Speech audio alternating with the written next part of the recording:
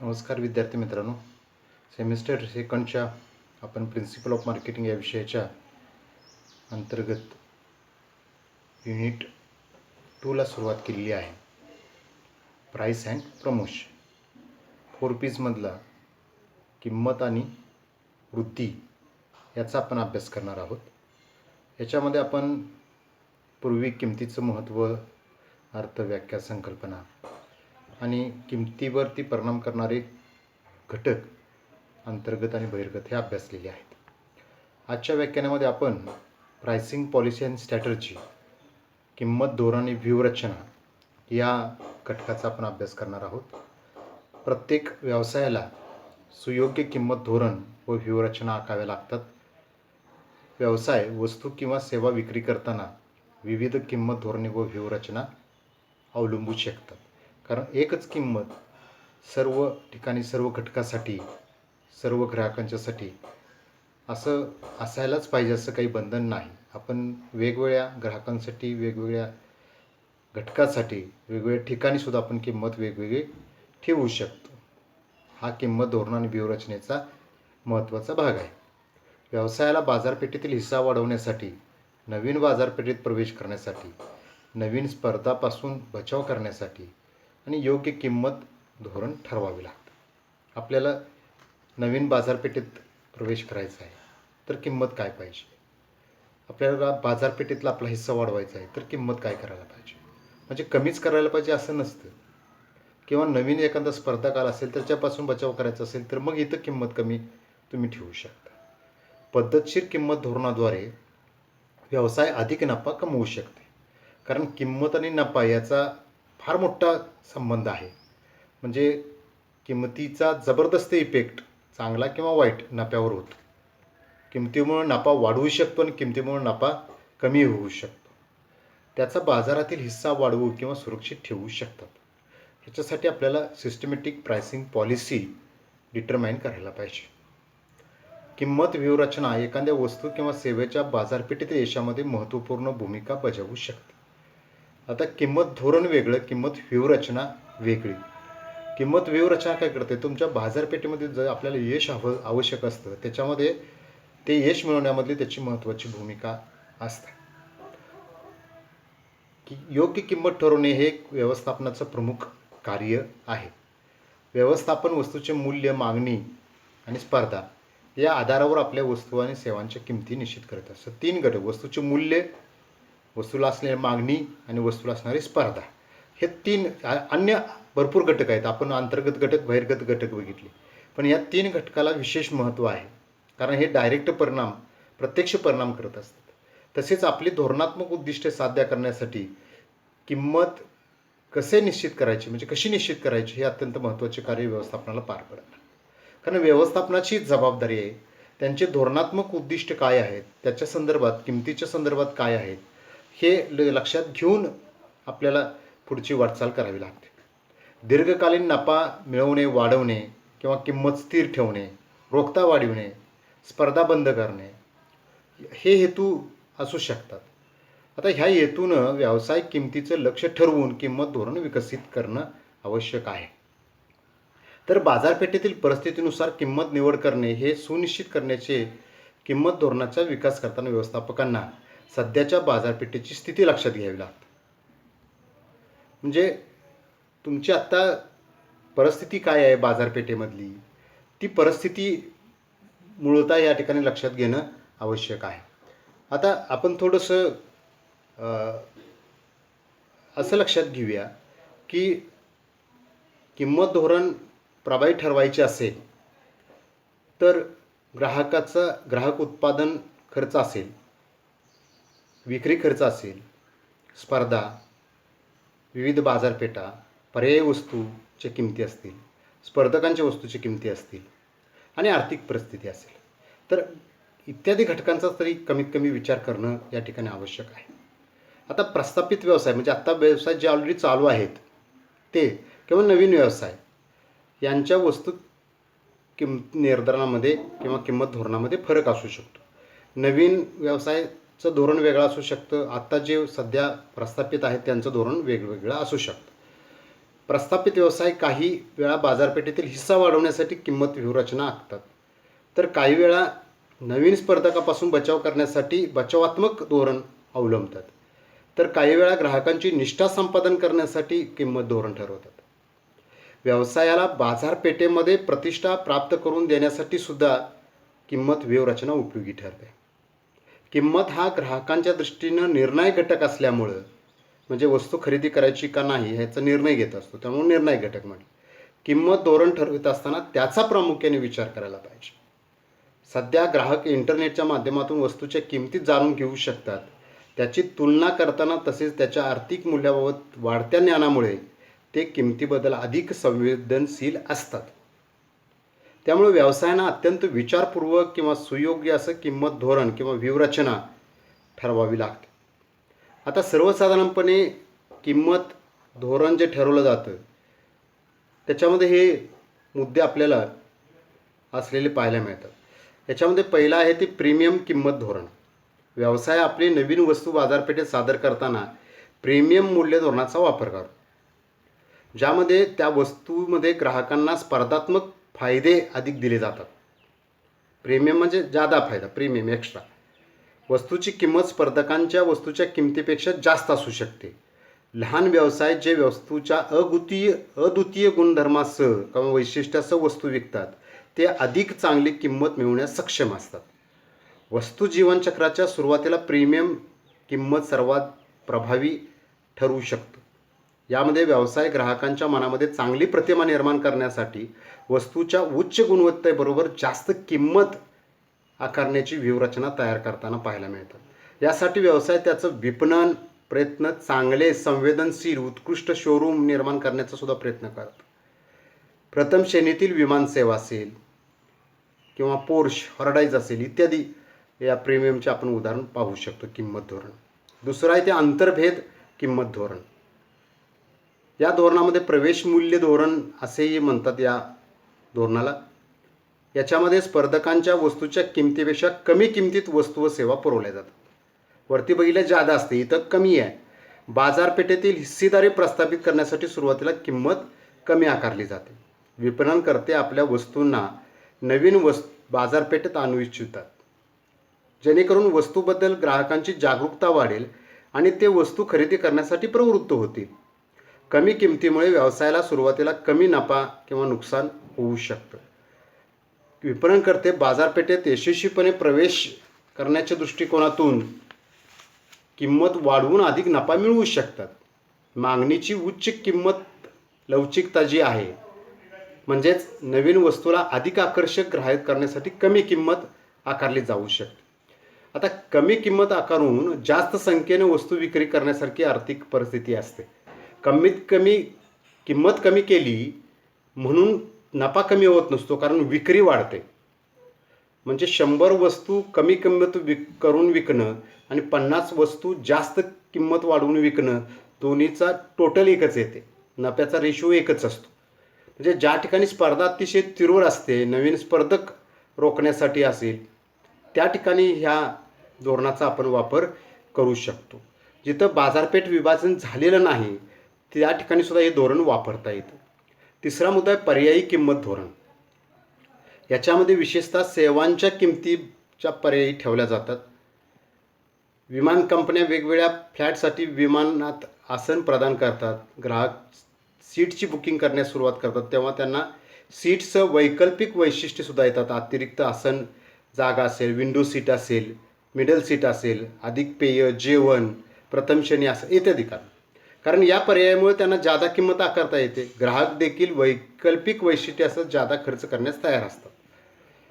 चौथा आहे आर्थिकदृष्ट्या परवडणारी किंमत. विपणनकर्ते अगदीच किंमत आकारण्याचं धोरण वापरतात. आपला विपणन किंवा जाहिरातीचा खर्च अत्यंत कमी खर्चात, नफ्याचं प्रमाण अत्यल्प ठेवतात. या धोरणाची गुरुकिल्ली म्हणजे मोठ्या प्रमाणावर वस्तू व सेवा कमी किमतीत विकणे होय. वॉलमार्ट असेल, बिग बाजार असेल, डीमार्ट असेल यासारख्या मोठ्या कंपन्या या कमी किमतीच्या धोरणाचा वापर करतात. परंतु लहान व्यवसायांना कमी किमतीमध्ये पुरेशा प्रमाणात विक्री करता आली नाही तर नुकसान होऊ शकतं.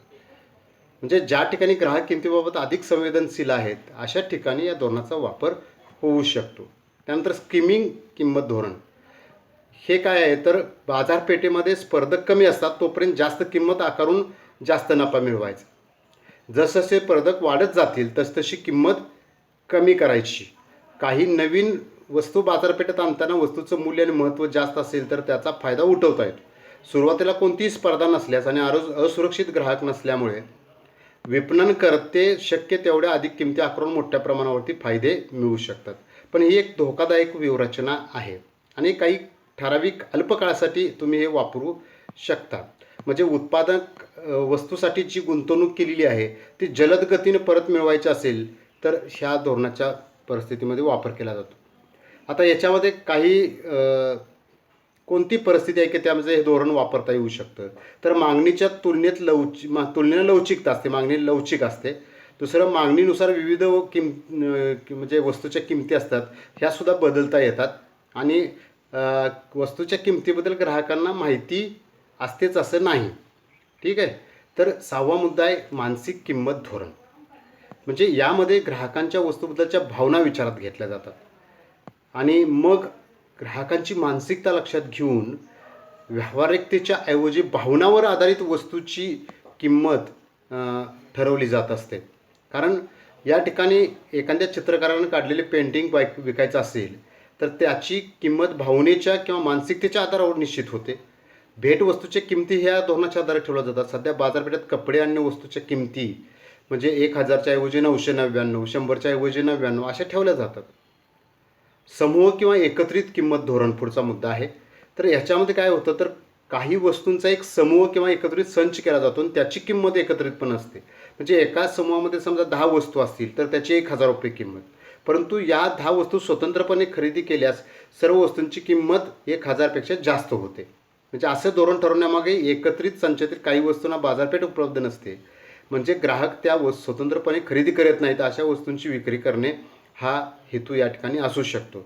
ग्राहक त्या स्वतंत्रपणे खरेदी करीत नाहीत अशा वस्तूंची विक्री करणे हा सुद्धा हेतू याच्यामध्ये आपल्याला स्पष्टपणे असलेला दिसून येतो. म्हणजे काही उत्पादक कंपन्या एकापेक्षा जास्त अधिक वस्तूंचं उत्पादन करत असतात. अशा कंपन्या हे धोरण मोठ्या प्रमाणावरती वापरू शकतात. आता पुढचा मुद्दा आहे वस्तू जीवनचक्रावर आधारित किंमत धोरण. आता हे वस्तू जीवनचक्र आपल्याला माहिती आहे, प्रवेशावस्था, स्वीकृती वगैरे, म्हणजे संपृक्त अवस्था, परिपक्व अवस्था, संपृक्त अवस्था आणि रहस्यवट हे आपल्याला माहीत. तर जीवनचक्राच्या सुरुवातीला वस्तूच्या किमती कमी आकारून ग्राहक मिळवण्यासाठी प्रयत्न केले जाऊ शकतात. जसजसे ग्राहक वस्तू स्वीकारू लागतात त्यानंतर वस्तूच्या किमती टप्प्याटप्प्याने वाढवल्या जातात. स्पर्धकाच्या वस्तूपेक्षा वस्तू अद्वितीय किंवा उच्च गुणवत्तेची असेल तर कदाचित किंमत जास्त असते. तसेच नवीन तंत्रज्ञान वापरले अशा वेळेला सुद्धा किंमत तुम्ही जास्त वापरू शकता, कारण तुम्ही त्याच्यामध्ये इन्व्हेस्टमेंट जास्त केली असते, ती जलद गतीने तुम्हाला परवत मिळवायची असते. त्यानंतर स्पर्धात्मक किंमत धोरण. आता याच्यामध्ये अनेक व्यवसायामध्ये या धोरणाचा वापर करताना आपल्याला लक्षात येतो, कारण लहान उत्पादक कंपन्या स्पर्धात्मक किंमत धोरणाचा अवलंब करतात. एका उद्योगातील वस्तूमध्ये फारसा फरक नसताना स्पर्धात्मक आधारित किंमत निर्धारण योजना आपण राबवू शकतो. आता उदाहरणार्थ ग्राहक कोणतीही वस्तू खरेदी करताना ती कमीत कमी किमतीला खरेदी करतात आणि विपणनकर्त्याच्या पुढे 3 पर्याय असतात. एक, स्पर्धकाच्या वस्तूपेक्षा कमी किंमत, स्पर्धकाच्या वस्तूच्या किमती इतकी किंमत आणि स्पर्धकाच्या वस्तूच्या किमतीपेक्षा जास्त किंमत. आता यातील एका पर्यायाची निवड करावी लागतो. तो पर्याय का निवडला त्याचं सुद्धा समर्थन, जस्टिफिकेशन यावेळेला द्यावं लागतं. म्हणजे स्पर्धकाच्या पेक्षा तुम्ही जास्त किंमत आकारल्यास तर स्पर्धकाच्या वस्तूपेक्षा तुमच्या वस्तू कशा श्रेष्ठ आहेत, दर्जेदार आहेत, जादा वैशिष्ट्य आहेत, जादा उपयोगी आहेत, जादा टिकाऊ आहेत, हे तुम्हाला सिद्ध करून दाखवावं लागेल. आता 10वा मुद्दा येतो किंमत भिन्नता धोरण. बाजारपेठेतील गरज पूर्ण करण्यासाठी उत्पादक किंवा वस्तूच्या किमती ह्या सतत बदलत असतात. आता या धोरणामध्ये सुद्धा 3 पर्याय असतात. एक, अस्थिर किंमत धोरण. विपणनकर्ते समान वस्तूसाठी वेगवेगळ्या ग्राहकांना वेगवेगळ्या किमती वापरतात. अशा वेळी ग्राहक किमती वस्तूंची खरेदी करणार आहेत त्या आधारे वस्तूच्या किमती कमी अधिक करतात. लहान विपणनकर्ते आपल्या एकसारख्या दर्जा नसलेल्या वस्तूसाठी धोरण वापरतात. या धोरणाचा मुख्य फायदा काय आहे तर विक्रय वृद्धी योजनेसाठी किंमत लवचिकतेचा मोठ्या प्रमाणावरती वापर करता येतो. परंतु या धोरणामुळे ग्राहकामध्ये किमतीबाबत नेहमीच साशंकता राहते. या दुकानात जास्त आहे, त्या दुकानात कमी आहे, इकडे जास्त भाग असू शकतो. आता अपरिवर्तनीय किंमत धोरण, या धोरणाला एकच किंमत धोरण असं म्हणतात. म्हणजे विपणनकर्ते समान परिस्थितीमध्ये तुलनात्मक नगसंख्या खरेदी करणाऱ्या ग्राहकासाठी विशिष्ट वेळेस वस्तूसाठी समान किंमत आकारतात. घाऊक व्यापारी, उपग्राहक व्यापारी, किरकोळ व्यापारी, विक्रेते, वितरक यांच्यासाठी साधारणतः ह्या भाग असू शकतो. पण हे सुद्धा एक लोकप्रिय धोरण समजलं जातं, कारण यामध्ये सौदा शक्तीचा संबंध राहत नाही. खरेदीदारामध्ये किमतीबाबत साशंकता राहत नाही. मग काही दुकानामध्ये बोर्ड असतो बघा, एकच किंमत धोरण. या धोरणासह किमतीबाबत कोणत्याही प्रकारचा भेदभाव न करता एकच किंमत ठरवली जाते. खरेदीदारांचा वर्ग, खरेदीदाराची संख्या असेल, गटे असतील, याच्या आधारे किंमत कमी जास्त केली जात नाही. तो म्हणतो, एखादा म्हणतो आम्ही डझन घेणार आहे, काही कमी आहे का नाही, किलो घेणार आहे, काही कमी आहे का नाही. तो म्हणतो नाही, एकच किंमत, तुम्ही किती घ्या, 10 किलो घ्या, 1 किलो घ्या, नाही काही घ्यायचं ते घ्या. म्हणजे लहान मोठ्या खरेदीसाठी वस्तूचा फारच कमी किमती असल्या पाहिजेत, त्यामुळे ते स्पर्धकाच्या वस्तूकडे आकर्षक होणार नाहीत. त्यानंतर पुढचा मुद्दा येतो 11वा, भौगोलिक किंमत धोरण. याच्यामध्ये आपल्या देशात मुंबई, चेन्नई, कोलकाता, दिल्ली, अहमदाबाद, बेंगलोर, हैदराबाद या ठिकाणी औद्योगिकरण झालेलं आहे मोठ्या प्रमाणावर. त्या ठिकाणी वस्तूंची निर्मिती होते साधारणतः. ग्राहक मात्र देशोन्मुख असतात. धोरणात म्हणजे भौगोलिक आधारित किंमत निश्चित केल्या जातात. मग महाराष्ट्रासाठी एक किंमत, कर्नाटकसाठी वेगळी, किंवा आउट ऑफ महाराष्ट्र वगैरे असा याच्यामध्ये भाग असू शकतो. आता मूळ बिंदू किंमत आणि वाहतूक भाडे, समायोजन किंमत असे 2 प्रकार याच्यामध्ये आपल्याला दिसतात. कारण भौगोलिक क्षेत्रानुसार तुम्हाला जर काश्मीरला पाठवायचे असेल, इकडं केरळला पाठवायचे असेल, रामेश्वरला पाठवायचे असेल, तर तुम्हाला ट्रान्सपोर्ट आहे, त्यामुळे ट्रान्सपोर्ट तेवढी किंमत वाढणार. आता पेट्रोल डिझेलच्या किमतीसुद्धा वेगवेगळ्या ठिकाणी वेगवेगळ्या असतात. त्या भौगोलिक क्षेत्रामध्ये तेवढा 10 पैसे, 20 पैसे, 1 रुपयापर्यंत फरक पडू शकतो. त्यानंतर किंमत भेद धोरण. या धोरणानुसार ग्राहक आणि वितरकांना आकारल्या जाणाऱ्या किमती वेगवेगळ्या असू शकतात. अशा किमतीत फरक खरेदीदारांना प्रोत्साहन देण्यासाठी किंवा स्पर्धात्मक दबावासाठी, आर्थिक उद्दिष्टे गाठण्यासाठी, ग्राहकांना मूल्य समाधान मिळवण्यासाठी केला जातो. या ठिकाणी वस्तूची किंमत काही वेळा मूळ किमतीपेक्षा कमी किंवा अधिक असू शकते. आता विपणनकर्ते ग्राहक आणि वितरकांना सूट असेल, सवलत असेल, प्रीमियम देत असतात. सूट देण्याचं धोरण आखल्यास विक्री मोठ्या प्रमाणावरती वाढू शकते. किंवा सूट किंवा सवलत घाऊक व्यापाऱ्यांना देऊ शकतो, किरकोळ व्यापाऱ्याला देऊ शकतो, काही खास ग्राहकांच्यासाठी देऊ शकतो. मोठ्या प्रमाणात खरेदीचे ऑर्डर मिळण्यासाठी ह्या सवलती सुद्धा जाहीर केताना आपल्याला काही व्यवसाय उत्पादक वगैरे पाहायला मिळतात. काही वस्तू विशिष्ट हंगामात अधिक विकल्या जातात. अशा वस्तूंच्या बाबतीमध्ये बिगर हंगामी किमतीत सूट किंवा सवलत दिली जाते. पैसे वेळेवर आणि त्वरित देण्यासाठी प्रोत्साहन म्हणून रोख सूटसुद्धा दिली जात असते. आता नेतृत्व किंमत धोरण. विपणनकर्ते वस्तूच्या किमतीच्या बदलास सुरुवात करतात. त्यानंतर इतर विपणनकर्ते त्यानुसार किमती बदलत राहतात. पूर्वी या धोरणाला किंमत अनुयायी, प्राईस फॉलोअर असं म्हटलं जायचं. सध्या याला किंमत नेतृत्व असं म्हणतात. अतिशय मोठ्या कंपन्या उच्च दर्जाच्या व मोठ्या प्रमाणावर वस्तूचं उत्पादन करतात. साखर, सिमेंट, खते, स्टील, चहा, साबण, रंग, संगणक, म्हणजे ह्या कंपन्या असतात त्या ह्या वस्तूंची मागणी आणि पुरवठा खर्चाच्या स्थितीबद्दल चांगल्या प्रकारे माहिती असते. त्यांच्या किमतींना बाजारपेठेत प्रतिष्ठा असते. त्यामुळे अशा कंपन्या जी किंमत ठरवतात तीच किंमत प्रमाण मानली जाते. उदाहरणार्थ SCC कंपनी ठरवत असलेली सिमेंटची किंमत. आता पुढचा मुद्दा येतो प्रमोशनल किंमत धोरण. ग्राहकांनी वस्तूची खरेदी लवकर करावी आणि विपणनकर्त्यांना त्यांचं उद्दिष्ट साध्य करता यावं म्हणून अनेक चांगल्या योजना आखल्या जातात. आता या योजना कसल्या असतात तर याच्यामध्ये काही नुकसान नेतृत्व, म्हणजे अनेक सुपर मार्केट जे असतात, विभागीय स्टोअर्स जे असतात, डिपार्टमेंटल स्टोअर्स, विक्री वाढवण्यासाठी आणि अधिक ग्राहकांना आकर्षित करण्यासाठी सुप्रसिद्ध ब्रँडच्या वस्तूंच्या किमती कमी करतात. मोठ्या प्रमाणावरती विक्री करून किंमत कमी केल्यामुळे होणारे नुकसान भरून निघू शकतं असं त्यांचं मत असतं. विशेष कार्यक्रम किंमत धोरण. अधिक ग्राहकांना आकर्षित करण्यासाठी विक्रेते विशिष्ट हंगाम किंवा प्रसंगामध्ये विशिष्ट किंमत निश्चित करत असतात. शाळा महाविद्यालय जूनमध्ये सुरू होतात, त्यामुळे विद्यार्थ्यांची शालेय उपयोगीच्या वस्तूंना अधिक मागणी असते. लग्न सराईमध्ये कपडे, ज्वेलरी, सोने खरेदी करण्यासाठी लोकांना आकर्षित करणं या धोरणाच्या अंतर्गत केलं जातं. कॅश रिबेट्स असतात, जे मोटरसायकल, कार, फ्रीज, संगणक, मशीन, वॉशिंग मशीन असेल, ट्रॅक्टर असेल, इलेक्ट्रॉनिक वस्तू असतील, घरगुती उपकरणं असतील, अशा टिकाऊ वस्तूंच्या खरेदी करताना ग्राहकांना कॅश रिबेट दिली जात असतं. वित्तपुरवठा. ग्राहकांना वस्तूची खरेदी करण्यासाठी कमी किंवा शून्य व्याजदराने वित्तपुरवठा केला जातो. काही ग्राहकांना वस्तूच्या किमतीएवढे पैसे एका वेळी उभे करणे शक्य नसतं. अशा ग्राहकांना वस्तूची खरेदी करताना यावी म्हणून हे धोरण चालवलं जातं, फायनान्स केला जातो. आता अगदी छोट्या छोट्या 1500 रुपयाच्या वस्तूसाठी सुद्धा हा फायनान्स असतो. हमी किंवा सेवा करार. आता LG वॉशिंग मशीन 7 वर्षाची वॉरंटी, एशियन पेंट्स 8 वर्षाची वॉरंटी, अशा पद्धतीनं हमी वाढवून देण्याचं धोरण आलं होतं. तर काही वितरक अत्यंत वाजवी दरात सेवा करार करतात विक्रेतर सेवेचा. बरं, पुढचा मुद्दा आहे 15वा, वस्तू रेखा किंमत धोरण. त्याचा प्रोडक्ट लाईन प्राईस पॉलिसी म्हणतात. काही विपणनकर्ते असतात, विविध श्रेणीनुसार वेगवेगळ्या किमती निश्चित करतात. वस्तूंची वैशिष्ट्ये असेल, आकार, दर्जा, समाविष्ट घटकानुसार वस्तूंच्या विविध श्रेण्या ठरवल्या जातात. त्यानुसार किंमत आकारणी केली जाते. ग्राहकांना वस्तूचा फायदा अधिक द्यावायचा असेल तर किंमत अधिक असते. अगदी वेगळा रंग हवा असेल तर जादा किंमत. कारचा रंग बघा, तर काही वेळा चॉकलेट, चिप्स वेगवेगळे पॅक्स घेतल्यात, चॉकलेट व चिप्ससाठी सुद्धा जी किंमत आकारली जाते. मात्र या दोन्ही वस्तूची एकत्रित पॅक खरेदी केल्यास किंमत कमी आकारली जाते.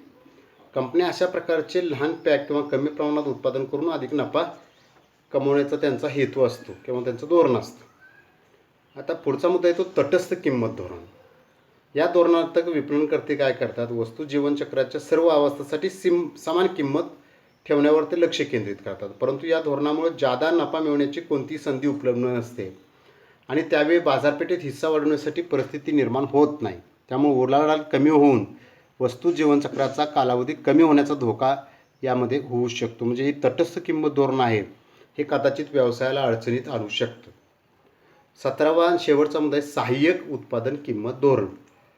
आता या धोरणामध्ये आपण पाहतो की मुख्य वस्तू बरोबर सहाय्यक वस्तूंच्या किमती निश्चित करण्यावर लक्ष केंद्रित केले जाते. उदाहरणार्थ प्रिंटरसाठी शाई, कार्ट्रिज वगैरे. आता प्रिंटर ही मुख्य वस्तू आहे आणि कार्ट्रिज आणि शाई त्याला सहाय्यक वस्तू आहेत. इंकजेट प्रिंटर आणि कार्ट्रिज किंवा शाईशिवाय वापरता येत नाही. या ठिकाणी प्रिंटरची निर्मिती करताना कार्ट्रिजचे असे डिझाईन केले जाते की दुसऱ्या कंपनीचे कार्ट्रिजला त्या ठिकाणी वापरू शकत नाहीत. ग्राहकाकडे त्याच कंपनीच्या पूरक वस्तू विकत घेण्याशिवाय पर्याय नसतो. त्यामुळे कंपनीची विक्री किंवा नफ्याचे प्रमाण या ठिकाणी वाढू शकते. आता किंमत पूर्णपणे विपणन मिश्रणावरती अवलंबून असते. विपणन मिश्रण आपल्याला माहिती आहे 4 Ps, त्याच्यातला किंमत हा महत्त्वाचा भाग आहे. तर प्रत्येक वस्तूची किंमत विक्री करण्यापूर्वी निश्चित करावी लागते. विपणनकर्त्यांना अत्यंत विचारपूर्वक, कुशलतेनं, कल्पकतेनं, परिणामकारकरित्या, प्रभावीपणे किंमत धोरणांनी व्यूहरचना करावी लागतात. आता बाजारपेठेतील परिस्थिती, ग्राहकांच्या गरजा व मागणी, स्पर्धकांची रणनीती, सरकारचं धोरण, वस्तूचं मूल्य व दर्जा, अशा अनेक घटकांचा धोरण ठरवताना विचार करावा लागतो. आपण ही अनेक धोरणं पाहिली. शेवटी व्यवसायाला बाजारपेठेतील परिस्थिती, ग्राहकांची मागणी, ग्राहकांची आर्थिक परिस्थिती अशा आणि या सर्व घटकांचा विचार करूनच किंमत ठरवावी लागते. प्लस त्याने जी उत्पादन करण्यासाठी गुंतवणूक केलेली असते, खर्च केलेला असतो, तो भरून निघून त्यांना वाजवी नफा तरी कमीत कमी मिळणं हे सुद्धा या ठिकाणी अपेक्षित असतं. आणि प्रत्येक उत्पादकाला असं वाटतं की वस्तूंची निर्मिती झाल्यानंतर लवकरात लवकर ती वस्तू विकली जावी, म्हणजे आपण गुंतवलेले पैसे लवकरात लवकर बाहेर पडतील. म्हणजे जास्त कालावधीनं ती विकणं, त्याच्यामध्ये तोटा होऊ शकतो, कारण तेवढ्या दिवस गुंतवणूक ती अडकून पडते.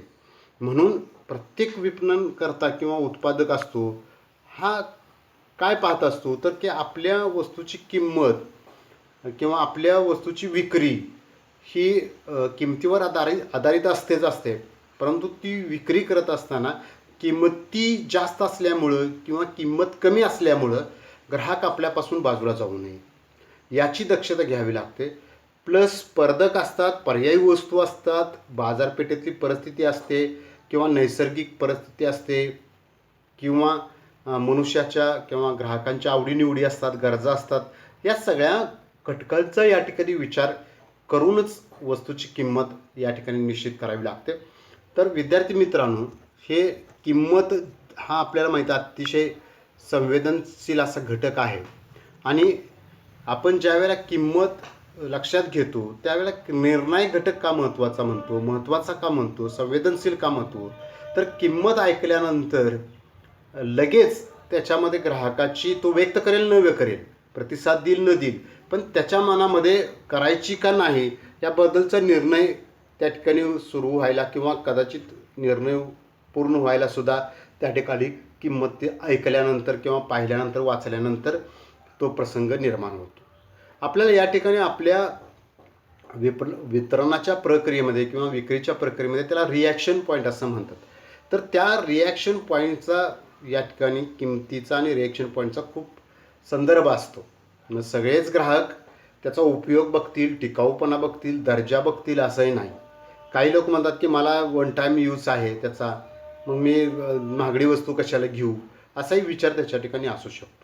आपणही आत्तापर्यंत असंख्य वस्तू सेवा खरेदी केल्या असतील. आपल्यालाही माहिती आहे की आपण किंमत ऐकल्यानंतर, मीही किंमत ऐकल्यानंतर आपली रिॲक्शन असते, आपण मनात तर असते, आपण व्यक्त करू किंवा त्याला सांगू. आपण म्हणत नाही की महाग वस्तू आहे किंवा स्वस्त वस्तू आहे किंवा द्या पटकन, असं होत नाही. पण किंमत ऐकणं, वाचणं किंवा पाहिल्यानंतर आपण म्हणजे खरेदी करत असताना किंमत ही पाहिलीच जाते आणि त्याच्यावरती आपण काही जरी म्हटलं तर त्याच्यावरती खरेदी विक्री अवलंबून असते, हे मात्र आपल्याला नाकारून चालणार नाही. तर हा किमतीचा जो टॉपिक आहे तो या ठिकाणी आपण संपवतोय.